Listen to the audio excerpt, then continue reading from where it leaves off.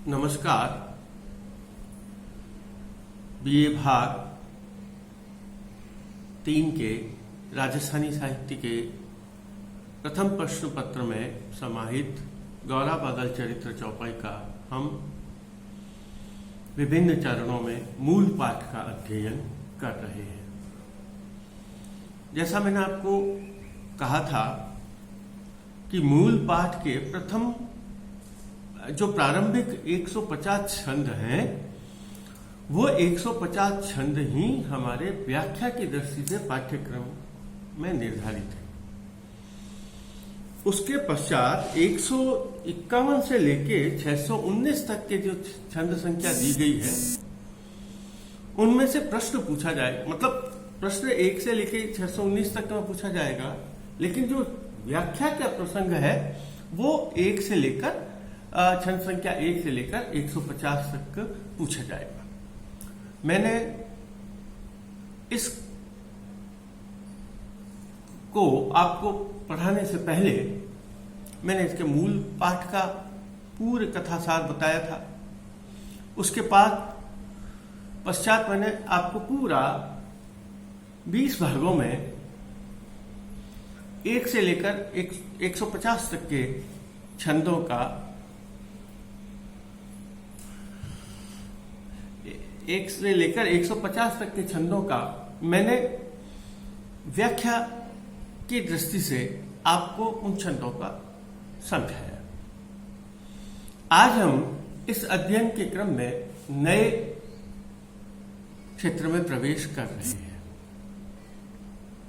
जहां हम 151 से लेकर 619 तक के प्रमुख स्थलों का, काव्य में जो प्रमुख स्थान हैं, उनमें जो विशेष उल्लेखनीय छंद है उनका हम अध्ययन करेंगे और उसके पश्चात हम अपना नया ग्रंथ जो है ढोला मारूरा दूहा, इसको प्रारंभ करेंगे। मैंने आपको बताया कि राजस्थानी काव्य की यह महत्वपूर्ण कृति गौरा बादल चरित्र चौपाई जो आचार्य हेमरतन ने लिखी है, यह एक बहुत ही महत्वपूर्ण रचना है और इसमें जो पात्रों का उल्लेख है वो पात्र रतन सेन और अलाउद्दीन खिलजी, ये ऐतिहासिक पात्र हैं, इनका इतिहास में उल्लेख होता है।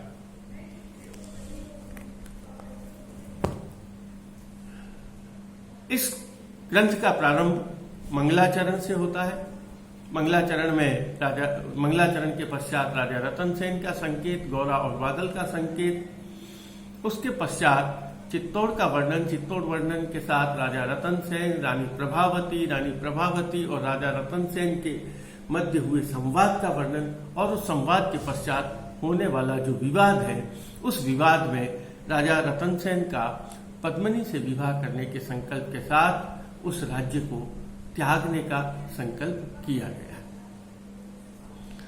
वहां वो त्याग देता है राज्य को और उसके पश्चात वह जाता है पद्मिनी की खोज में। पद्मिनी की खोज में जा पश्चात कहीं उसे पता नहीं है पद्मिनी कहाँ मिलेगी, केवल राज्य छोड़ देता है। रास्ते में एक पथिक मिलता है जो उसे पद्मिनी का पता कि पद्मिनी आपको सिंघल द्वीप में मिलेगी, और उसके पश्चात वह एक योगी की सहायता से सिंघल द्वीप पहुंचता है समुद्र को लांघ कर, और समुद्र को लांघने के पश्चात वह पद्मिनी से विवाह करता है। पद्मिनी से विवाह करने के बाद वापस अपने राज्य में लौटता है, और राज्य में लौटने के पश्चात वह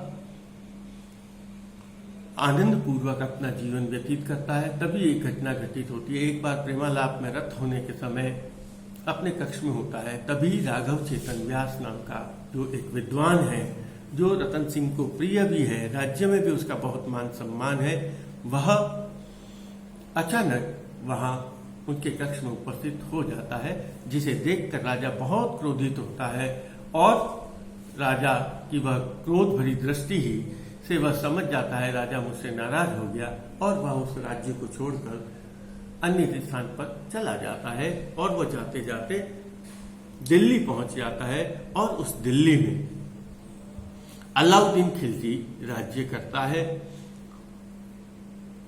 और वहां उस दिल्ली में भी वह अपने ज्योतिष विद्या के बल पर बहुत कीर्ति और यश प्राप्त करता है। वहां यश प्राप्त करने के पश्चात, कीर्ति और यश प्राप्त करने के पश्चात वह जो है राजा रतन सेन की स्वामी भक्ति को छोड़ देता है और उसके मन में विचार आता है कि अलाउद्दीन खिलजी जब मुझे इतना महत्व दे रहा है, क्योंकि उसकी प्रसिद्धि पहुंचती तो अलाउद्दीन खिलजी अपने पास बुलाता है और उससे उसके ज्ञान से प्रभावित होकर उसे सम्मानित करता है। तब वह सोचता है अपनी स्वामी भक्ति को छोड़कर कि राजा रतन सेन ने मेरा बहुत अपमान किया था, मैं उस अपमान का बदला ले लूं। और उसने कहा अपमान भी किसके पीछे किया था? पद्मिनी के कारण उसने मेरा अपमान किया था, इसलिए मैं उसके अपमान का बदला लूं और कैसे भी करके उसे पद्मिनी से अलग करूं या पद्मिनी को उससे अलग कर दूं तो मेरा अपमान का बदला पूरा हो जाएगा। यह संकल्प करता है और इस संबंध में वह विचार करता है और इस बात में वह लगातार विचार करता है और इसमें एक भाट और एक खोजा जो अलाउद्दीन खिलजी के दरबार में रहते हैं उनसे वह मिलकर यह षड्यंत्र करता है और वह यहां एक बात निकालता है और एक पहेली पूछता है कि ऐसी कौन सी वस्तु है जो कोमल से भी कोमल है, हवा से भी पतली है, हंस से भी सुंदर है। इस तरह से कुछ एक प्रश्न खड़ा करता है और वह प्रश्न राजा के दरबार में जहां विद्वानों की सभा होती है वहां प्रस्तुत किया जाता है।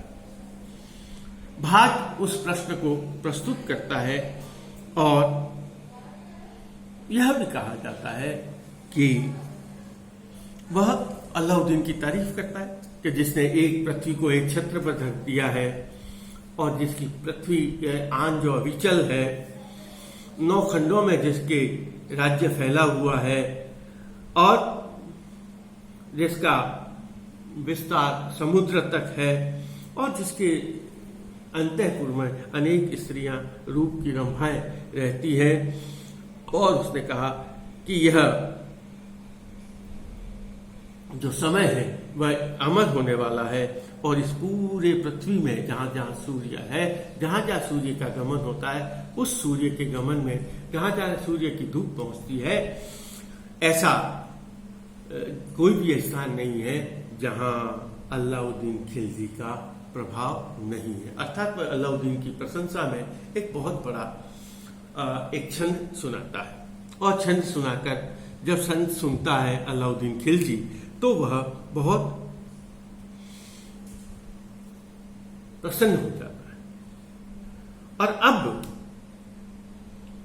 वह एक और प्रश्न रखता है और इसमें वह रखता है कि मान सरोवर मध्य निवसई कलहंस पंखिया बहवे तानम चीय सुकुमाला ऐसा सा पंखी करे मज।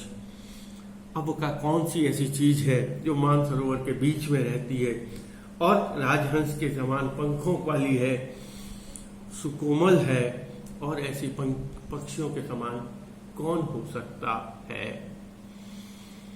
और उसके भी आगे वह बात करता है, इसी सुकोमल काई वली किन्हीं वस्त्र कटे सांभली तब ते भाट भणई सुविचार हाँ सुलितान कहूं अवधार।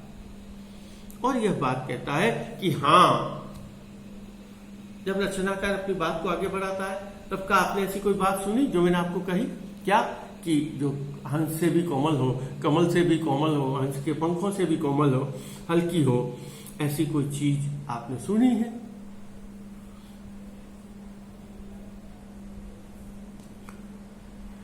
और अलाउद्दीन भी प्रश्न पूछता है कि हाँ ऐसी आप में से किसी ने चीज सुनी है? तब भाट यह बात कहता है, क्या बात कहता है? पद्मिनी नारी इसी पातली। हाँ स्वामी, पद्मिनी नारी इतनी दुर्बल है, इतनी पतली है, इतनी सुकुमाल है, सुकोमल वाली और इतनी सुकोमल है, एह थकी वली अधकी तेह सुगुण सुकोमल नहीं सस नहीं है। और इससे भी ज्यादा जितना ये वर्णन किया गया है, जितने उसके कोमल अंगों का जितने उनके सूक्ष्म शरीर का वर्णन किया गया है वह तो उससे भी कोमल, दुबली और बहुत ही सुकोमल है। तब ते भूप बणई पद्मणि काई नारी अठई सुनई भाट बणई ए अवसर लई गौरी पति ने सुनई गह गए। और उसने कहा तब ते भूप बणई पद्मणि। तब वो कहता है, अब राजा अलाउद्दीन कहता है, क्या आपने ऐसी स्त्री के बारे में सुना है जिसका वर्णन किया जा रहा है कि जो कमल से भी कोमल हो, राजहंस के पंखों से भी कोमल हो, ऐसी आपने कोई नारी सुनी? तब भाट यह कहता है कि साहब आपके तो भाट बणे सुनी भूप रूप अति रंभानी समानी। आपके तो हरम में, आपके अंतःमहल में तो हजारों तहई तुझ हजार हरम हजार शंख कुणई लई समानी। आपके तो इतनी असंख्य स्त्रियां हैं और उन असंख्य स्त्रियों में हरम में ता माई पद्मिनी काई हुसी तुर्किनी हिंदुआनी। कई ऐसी हिंदुआ तुर्कानी स्त्रियां होगी जो पद्मिनी के समान है, क्योंकि अदल आज तू राज अवर न को राव न दे। आपके जैसे तो कोई है ही नहीं। और इससे भी आगे कहता है तुझ मैल माही पद्मावती गिणत नारी होसी कहीं। आपके तो एक नहीं अनेक स्त्रियां होगी। और उसने कहा अब जब भाट इस तरह की बात कहता है तो खोजा भी उसमें एक बात जोड़ देता है जिसको वह सुनता है। और वह क्या कहता है, आसंगत बोले इस तैरे भाट कही हुए कि तूने कैसे कह रहा भाई कि यह बात कि आपके तो इसमें अंतःपुर में कई तरह की बात होगी। तब वह कहता है कि मम भणी भट्ट सुकवे सुखोदू खुजू दे पूरी, कि मैं आपको इसकी पूरी सूचना दे सकता हूं। खोजा कह सकता है। और यह चूंकि राघव चेतन व्यास, खोजा और भाट तीनों का ये था, और वो किसी भी तरह से बात करके पद्मिनी के संबंध में बात करना चाहते हैं और वो पद्मिनी का प्रसंग जो है राघव चेतन के पास लेकर आना चाहते हैं। तब आगली बैठो राघव व्यास पुस्तक ऊपर यदि का अभ्यास। उसका ग्रंथों पर बहुत अध्ययन था। सही मुखी पूछे ही में सुल्तान पद्मिनी नारी तना है ना। अच्छा, तो उसने कहा अब यह बताता है कि अच्छा तुम बताओ। राघव चेतन से पूछा जाता है, सही मुख पूछे इमी सुल्तान पद्मिनी नारी तनायना। पद्मिनी के क्या लक्षण होते हैं तुम यह बताओ। बादशाह बोलता है, आलिम शाही अलवादी पूछे व्यास प्रभाती रतन परीक्षा तुम करो त्रिकेती जाति। आप बताओ अच्छा स्त्रियों की कितनी जाति होती है? त्रिकेती जाति कही राघव सुविचारी। स्त्रियों की कितनी जाति होती है? वह कही राघव सुविचारी रूपवन पतिव्रता प्रिया सो हो प्यारी। जो रूपवंत हो, पतिव्रता हो, जो प्यारी हो, वह सुंदर नारी होती है। और इसके आगे कहता है, हस्तिनी की चत्रिणी सुंखिणी पुहवी बड़ी पद्मावती इम बने विप्र साचू वचन आलिम शाही अलावती। हाँ, उससे कहा सब बहुत होती है। हस्तिनी होती है, चित्रिणी होती है, संखिनी होती है और कमल से भी बड़ी पूर्वी पृथ्वी पर सबसे बड़ी यदि कोई सबसे सुंदर सबसे महान स्त्री है तो वह पद्मावती है। इम भणे विप्र साचू वचन आलिम शाही अलावती। और इस प्रकार वह अलाउद्दीन के सामने स्त्रियों के ये 4 प्रकार बताता है, हस्तिनी, चित्रिणी, संखिनी और पद्म। अब वह इसके पश्चात वह पद्मिनी के लक्षण का, पद्मिनी के जो विशेषताएं होती है, पद्मिनी की विशेषताओं को बतलाता है। जैसे मैं आपको केवल बता रहा हूं, थोड़ा सा संकेत में कैसे उसे बताया। रूपवंत रति रंभ कमल जिम काय सुकोमल। रूपवंत है, रति रंभा, कामदेव की पत्नी रंभा उसके समान सुंदर है। कमल जिये काय सुकोमल, जिसकी कोमल काया, कमल से भी कोमल काया है। परिमल पुहप सुगंध, जो कमल में जो सुगंध होती है वो उसके काया में से उसके सुगंध आती है। भमर बहु भमे बलाबल चंपकली जिम चंग रंग गति गहेंद्र समानी। चंपा का जैसे पुष्पों में जैसे गोरापन होता है, श्वेतपना होता है, वैसा उसका रंग है। शिशि वैणी सुकुमाल, शिशि वैणी चंद्रमा के समान जिसका मुख है, कुमाल है, मधुर मुखी जंपई वाणी, और जो अपने मधुर वचनों से जो अपनी वाणी बोलती है, ऐसी जो स्त्री होती है वह पद्मिनी कहलाती है। आगे वह श्लोक भी बोलता है, और वह श्लोक बताया है और ये इस तरह से उसने बहुत लंबी विशेषताओं का वर्णन यहाँ उस पद्मिनी का किया कि पद्मिनी में यह विशेषताएं होती है। जिसके अंत में बता रहा हूं, भगति जुगति भक्तार, जो हर तरह से अपने पति की सेवा करती है, भक्ति करती है। करई अहो निशि कामिनी, वह कामिनी दिन रात अपने पति की सेवा करती है। कही राघव सुल्तान सुनी, पुहवी इसी हुई पद्मिनी। इस पृथ्वी पर इस प्रकार की रानी जो है वह रानी पद्मिनी होती है। बहुत लंबा यह प्रसंग चलता है जहां वह पद्मिनी के रूप के उसके विशेषताओं का वह वर्णन बहुत स्पष्ट रूप से करता है। यहां इस वर्णन का जो उद्देश्य है वह उद्देश्य यह है कि वह पद्मिनी के प्रति या पद्मिनी नारी के प्रति उसके मन में वह भाव जागृत करना चाहता है कि पद्मिनी कैसी होती है, मैं उसे देखना चाहता हूं। पद्मिनी के प्रति राग उसके मन में पैदा करना चाहता है। इसके आगे वो और बढ़कर उसे कहता है, पद्मिनी पद्मगंधा च पुष्पगंधा च चित्रिणी। अब आगे उसने कहा, क्या कहा देखिए। अब वो चारों पद्मिनी, चित्रिणी, हर्षिणी और सुंखिणी, इन चारों का वर्णन अलग अलग रूप में करता है। देखिए मैं बताता हूं आपको का। पद्मिनी पद्मगंधा च, पद्मिनी में पद्म कमल की खुशबू आती है। पुष्पगंधा च चित्रिणी, और पुष्पों की खुशबू आती है चित्रिणी में। हर्षिणी मध्यगंधा च, उसमें शराब की मध्य की खुशबू आती है। और मत्स्य गंधा च सुंखिणी, और मछली की बदबू आती है शंखिनी में। इस तरह से एक बहुत लंबा, जैसे एक लंबा चला है और उसके बताया, क्या बताया, सबसे आखिर में जाकर 174 वाले छंद में जाकर वो कहता है, पद्मिनी पुहर निंद्रा च, पद्मिनी केवल एक प्रहर सोती है। पुहर निंद्रा चित्रिणी, और 2 पहर सोने वाली स्त्री, 2 पहरों में सोने वाली चित्रिणी होती है। हस्तिनी त्रिपुहर निंद्रा, और 3 प्रहरों में सोने वाली होती है वह हस्तिनी। अघोर निंद्रा च सुंखिनी, और शंखिनी जो होती है वो हर समय सोई ही रहती है। इस प्रकार एक बहुत लंबा 162 छंद संख्या से लेकर 174 छंद संख्या तक उसने पद्मिनी का रूप सौंदर्य का वर्णन उसने यहाँ किया। इस रूप सौंदर्य का वर्णन मैंने आपको कहा, जब हमने पद्मिनी का रूप सौंदर्य दिखाया, जब वर्णन किया था, उसमें वही बातें वापस यहाँ अलग अलग रूपों में स्पष्ट होकर आई है। इस प्रसंग का मैंने आपको कहा, इस प्रसंग का जो उद्देश्य है वह उद्देश्य यह है कि राजा जो राघव चेतन व्यास है वह अलाउद्दीन खिलजी के मन में पद्मिनी के प्रति एक राग उत्पन्न करना चाहता है, उसके प्रति उसके मन में प्रेम उत्पन्न करना चाहता है, उसके मन में उस पद्मिनी को प्राप्त करने की लालसा को पैदा करना चाहता है। अब इसका परिणाम क्या होता है देखिए। अब अलाउद्दीन खिलजी राघव चेतन को कहता है कि तुम जाओ, तुम मेरे हरम में मेरी सभी स्त्रियों को देखो और उसमें से बताओ पद्मिनी कौन है। तब वह कहता, मैं आपके हरम में कैसे प्रवेश कर सकता हूं?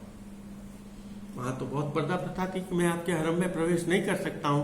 लेकिन अलाउद्दीन के मन में तो वह राग उत्पन्न हो गया था ना। उसने कहा, मैं एक मणियों का महल बनाता हूं, उन मणियों में उसके प्रकाश को, आप उनके प्रतिबिंब को देखना और फिर मुझे बताना कि इसमें से मेरे हरम में कितनी पद्मिनियां हैं या कौन पद्मिनी है। देखिए, और जो पद्मिनी है उसको अलग करो। सुल्तान क्या कहता है, आदेश देता है राघव चेतन को।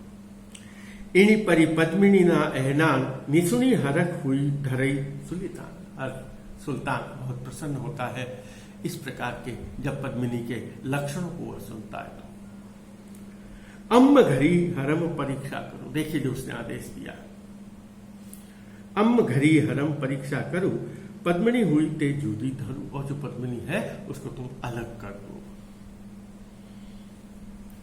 व्यास बड़े संभली सुल्तान, तू मुझ साहिब सुगुण सुजन, आप तो मेरे मालिक हैं, मेरे शासक है, मेरे राजा है, तू हूं तुझ हरम निरखो, मैं आपके हरम को नहीं देखूंगा। विण निरख्या क्यों पुरख, मैं तो बिना निरखे देख सकता हूं।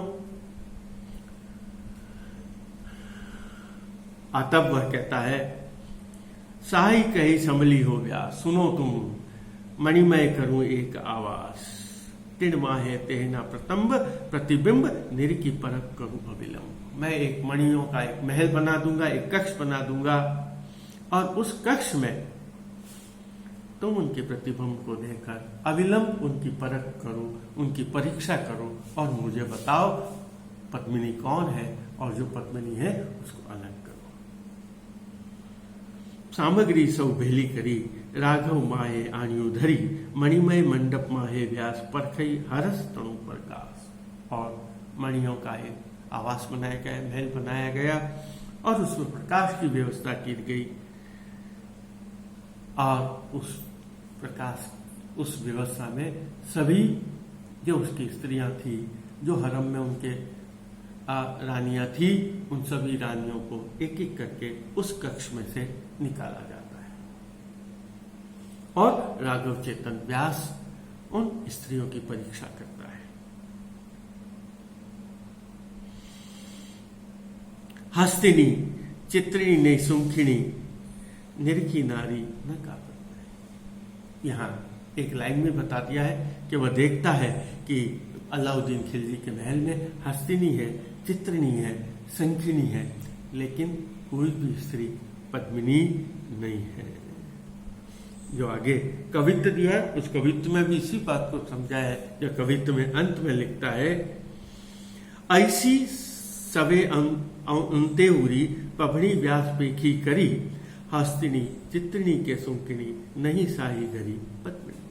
ऐसी तरह उस आरसी में, उस प्रकाश में, उस प्रतिबिंब का सभी को देखा, पबनी व्यास पेखी गई, सबको देखकर वह बोलता है, हस्तिनी चित्रिणी के सुंकिनी नहीं साही गरी पद्मिनी। श्रीमान बादशाह के घर में पद्मिनी है, संखिनी है, चित्रिणी है, लेकिन पद्मिनी नहीं है। कौन कौन है? हस्तिनी है, चित्रिणी है, संखिनी है, लेकिन आपके घर पर पद्मिनी नहीं है। तब इमिज सुनी पबने पतिसा विण पद्मिनी के ऊंचा। अब देखिए, आप यहां प्रसंग आ गया, वहां उसने पद्मिनी के प्रति उसके मन में लालसा पैदा करी, उसके मन में कामना पैदा करी। और बादशाह क्या कहता है, जब उसने कह दिया आपके महल में, आपके अंतःमहल में, अंतःपुर में एक भी पद्मिनी नहीं है, इमने सुनी पबड़े पत्सा, इस प्रकार कहकर जब उसने ये कहा, तब बादशाह यह सुनता है और वह कहता है, वीण पद्मिनी के उत्साह, पद्मिनी नहीं है तो मेरे जीवन में कोई उत्साह ही नहीं है। पत्सा पद्मिनी वीण किसी पद्मिनी नारी ही आवा, और पद्मिनी के बिना तो मेरा महल अधूरा है। तू हूं जू परनो पद्मिनी केथी की जई ए कामिनी, हस्तिनी चित्रिणी नई सुंखिणी घरी घरी नारी लही गई। अब तो मुझे विवाह किससे करना है? यदि अब कोई पद्मिनी है तो उससे मुझे बताओ, मैं उससे विवाह करूंगा। वीण पद्मिनी, वही जो बात उस समय राजा रतन सेन ने जो संकल्प किया था, वही संकल्प यह कर लेता है। वीण पद्मिनी ने पोडू सेज, वीण पद्मिनी हंसू हित हेज, वीण पद्मिनी ने करो सुख संग, वीण पद्मिनी न रखूं संग। आज मैं तो पद्मिनी के बिना मेरे जीवन में तभी आनंद की लहर आएगी, जब भी श्रृंगार की लहर आएगी, जब भी हर्ष की लहर आएगी, सुख की लहर आएगी, जब मैं पद्मिनी से विवाह करता हूं। अब आगे वह पूछ भी लेता है, कही राघव कि यहाँ 6 पद्मनी जय ने हुई थे आनु हरण। जहां भी हो मैं बता मुझे पद्मनी कहाँ मिल सकती है। मैं पद्मनी को लाकर ठावी ठोर बताऊं कहा ते जिम जई लियाऊं पद्मनी, और मैं उस पद्मनी को उसके घर से लेकर आऊं, ऐसा स्थान मुझे बतलाओ। वल्तु व्यास पयम यही पद्मनी नारी, कैसे पद्मनी नारी को लिया जा सकता है। और वह बताता है, देखिए क्या कहा, सिंघल द्वीप अच्छी पद्मनी, सिंघल द्वीप में, वो बताता है सिंघल द्वीप में रानी पद्मनी मिलेगी। दक्षिण दिशा बिछी धरती गणी, बहुत लंबा दक्षिण दिशा में है और बहुत दूर है, बहुत लंबी दूरी हमें इस धरती को पार करना पड़ेगा। आडू आवई उधर ही अथा, और उसको पार करने के लिए बहुत बड़ा समुद्र है। तिनी तेहनू न तिनी तेहनू न कोई लहिए मान, और चूंकि समुद्र बहुत लंबा होता है इसलिए कोई भी उस समुद्र को पार नहीं कर सकता। शाही भने सुल्तानी मुझवाद मोह आगली संगलपुर मार, उसने कहा तो मेरी बात सुन, मेरे सामने सिंगल द्वीप क्या है।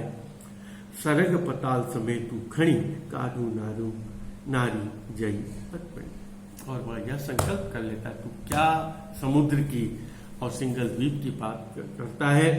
स्वर्ग में पाताल में जहां भी, इस पूरी पृथ्वी पर जहां कहीं भी पद्मनी होगी मैं उसे ढूंढ कर लेकर आ जाऊंगा। आज का हमारा प्रसंग यहीं समाप्त होता है। धन्यवाद।